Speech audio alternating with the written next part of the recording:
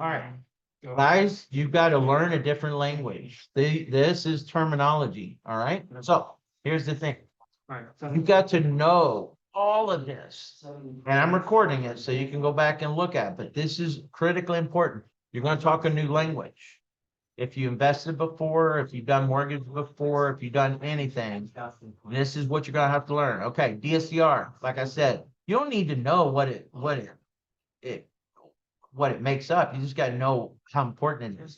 But debt service coverage ratio. Didn't know it for 3 years, but I said it every day, all day. And I finally learned it like 3 years later. You're not qualifying the bar, you're qualifying the property. So you take the principal and interest payment, you take the taxes and insurance, you take the HOA dues, and those 5 things. If they total $2,000, they want the market rent. They make the market rent.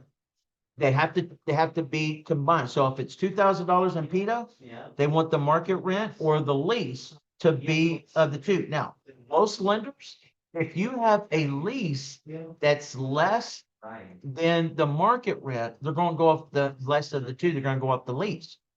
But if the appraiser comes back and says the market rent is 1,800, but you have a lease of 2,000, you're going to go off the 1,800. Now that 1,800, if we have a PETA that is 2,000, then that, if you go with the wrong lender, that just kills your deal.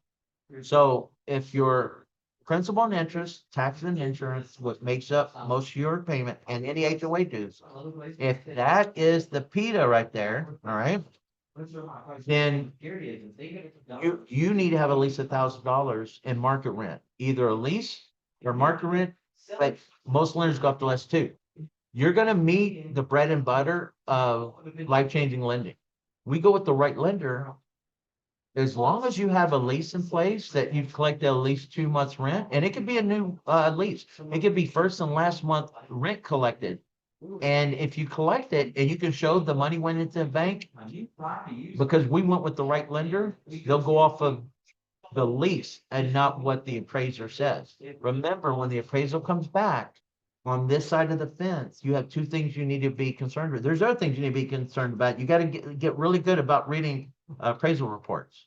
Here's the truth, though, I'm still not any good at it. And I've been doing it for 3 decades. But you need to be. Don't do as I do, do as I say, okay? Because the market rent on the appraisal will say, hey, based on the comps, we believe it's going to be $2,200 in market rent. Well, if you already have a lease in place and you've collected first and last, they could have got a lease last month. They could have took 6 months to rehab their property, and they just finished rehabbing it, and they just got a first and last month collected. Boom, yeah, you're approved. But you go with the wrong lender, it's not approved. Non-QM. So you have the traditional side of things and you have the non-traditional side. The non-traditional is non-qualifying mortgage. So traditional, qualifying mortgage, have to follow TRID laws. You got to get licensed. Non-QM, non-qualifying mortgage. You're qualifying, but you're qualifying off the property or the project. When I say project, if you're doing a fix and flip, that's the project. If you're just doing a DSCR purchase, that's the non-QM just purchase. Qualifying mortgage, traditional mortgages. Seasoning. Garrett, can you tell me what seasonings? What? No, I keep hearing you say I'll explain the seasoning, and I have never heard it yet. Okay, all right. Well, Was here that you go. experience or no? No, good answer and good guess, but unfortunately not. Seasoning will ruin you as a loan officer if you don't get really good seasoning. And I'm telling you, it's very simple. Is it just selling If, it? if nope, Okay. yeah, now y'all are guessing, so stop it. I'm playing. You can always guess. I might tell you stop guessing, but I'm just trying to pick on you. Seasoning means if you have a 90-day seasoning, that means I bought the property 3 months ago. I've owned the property for 3 months. If you go with the wrong lender, most lenders in this space, you have to refinance and go off the value of the property or the after repair value. You have to own the property for 6 months. Most lenders, you have to wait 12 months. 12 months. If you go with the right lender, which is our bread and butter, if they paid hard money, we can even do delayed finance. So if they pay cash, now this is a little bit different subject, but I want you to know it. If you pay cash for the property, which we don't want clients to do that, there's two reasons. Let me just get into it right now. It's called rate of return. Listen, I didn't want to miss out on the deal. I just paid $200,000 cash. All right. That's good. Now you're going to have to self-rehab the property too. Okay. Yeah, you might have saved a little bit in closing costs, but most likely you didn't get a good title on policy on it. So you're going to end up paying for title. It's called rate of return. I spent 200 grand in my own money. I spent 50,000 of my own money to rehab it. I might have saved $8,000 in closing costs, but I'm trying to double my equity position. I had 50,000 to go into it. So let's say that I picked up another 50. So now I have 100,000 in equity. Derek, you're an investor. Do you want a rate and return where you have to spend 250,000 to make 100,000? Or do you want to spend 50,000 to make 100,000? I'd like to do what I'm doing now. I spent about 50,000 and I will hopefully be getting close to 100,000. Beautiful, brother. That's why you don't want to pay cash. If you have 250,000, you can go out there and flip 3 to 5 properties with that money. While Okay? using everyone else's money. Exactly. Use other people's money. And by the way, if you have $8,000 in expenses, do you know that your entire cost of a loan, refinance or purchase, doesn't matter, is completely 100% tax write-off your next year? So do you want a better tax advantage and a phenomenal better rate of return? Or do you want to put all your eggs in one basket and roll the dice? And what happens if you get foundation issues or something comes up? I mean, a lot of people that pay cash don't even have an insurance policy on that thing because they're just moving too fast and quick, and then freaking thing burns down.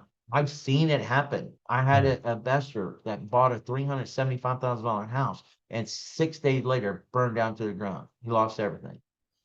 Got to start all over again. All right. Seasoning is how long you've owned the property. 3 months, 4 months, 6 months, 7 months, 10 months. You need to know the seasoning requirements of each lending partner because every one of these are different. And I'm telling you, every mortgage you ever do from now on is completely different. The seasoning is a puzzle piece. How much ownership do they have in the entity that they're buying or refinancing the property in? How is it titled? What are their cash reserves?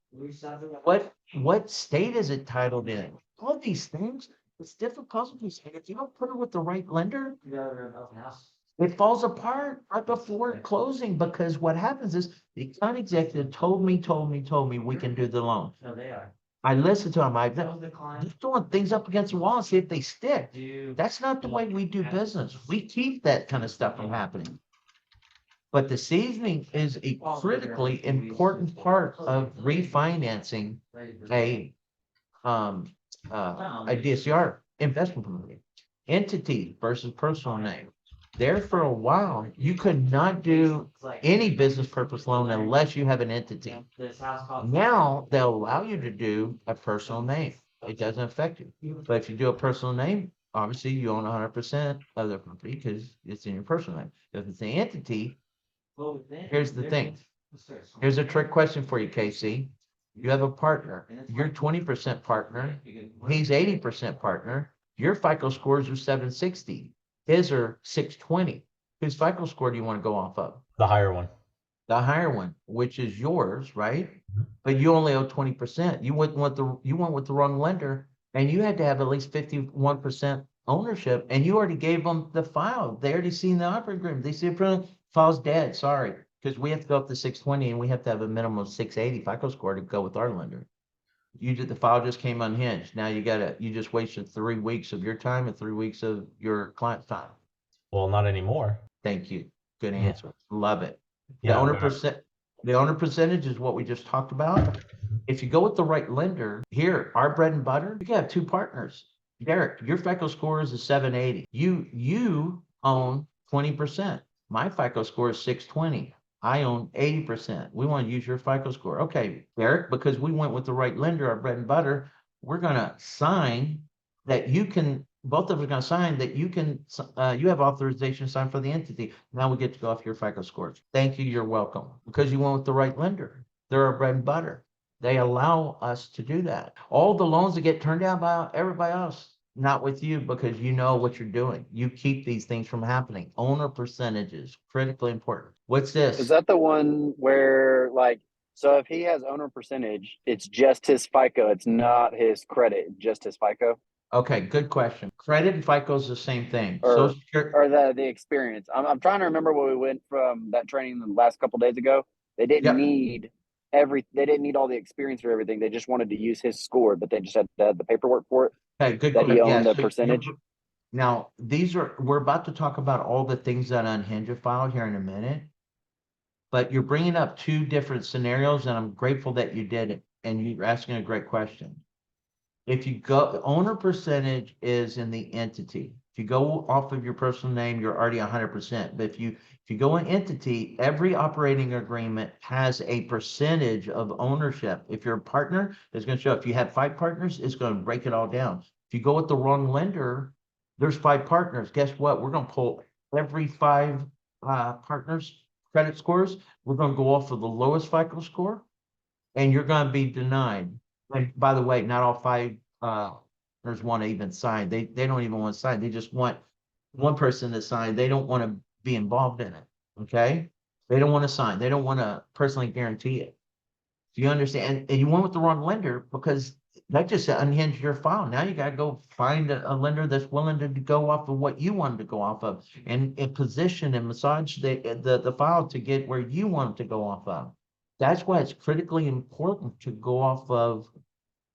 You got to know everything about the file. Do you know how many traditional loan officers been in the business for 20+ years that won't even touch these loans because they tried it, they failed. They spent 5 weeks, they took it to the wrong lender, they didn't know what they're doing. They ran into a county executive, told them what they wanted, they give it to them, file, they didn't know. Actually, the guy's been in the business for 30 years. He gives it to 5 of them and just sees, okay, well, let's see who can get to the finish line closer. If you want to run relationships, do that, because you might win one deal, but you're going to piss off 4 lenders.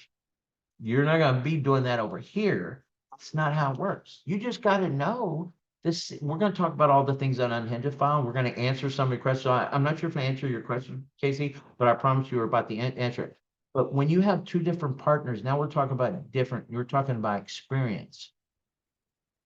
Okay, if you fix and flip, KC, 50 properties in the last 15 years, but you haven't flipped a property, not one in the last 36 months, but you've done 50 of them in 15 years, you're a first-time fix and flipper, and they're going to treat you that way because it's all based on the last 36 months. If you're new construction, you were a builder, you built 1,000 homes, but you haven't built one in the last 5 years. Guess what? You're a new construction builder, and you're going to be treated as such. Those are the things that unhinge your file. So hopefully I answered your question. So experience is totally different. Seasoning is totally different. Owner percentage is completely different. Now, in the situation you brought up, you go with the right lender, we need a certain experience. We need a certain owner percentage. We need a certain cash reserves, which we haven't talked about. We need. And if you can fit all these puzzle pieces in here, we've got a loan for you. William just told me that they can start rescoring in the middle of a loan. Thank you. Wow. Tell William, thank you. All right. Our bread and butter is our account executive. He's amazing. He's probably the best account executive we've ran into. I personally ran into in over 10 years. He is amazing. If you pull credit and you have a 620 FICO score, but they just paid off a bunch of debt. Right. Before we go closing, they say, oh my, listen, I just checked my credit. All 3 of them are up. I'm above a 700. We can now go pull credit with our bread and butter. Thank you. You're welcome. Now you're approved with a better interest rate, with a higher leverage. Amazing. That's why you want lending partners that will step up to the plate, want our volume, and get it done.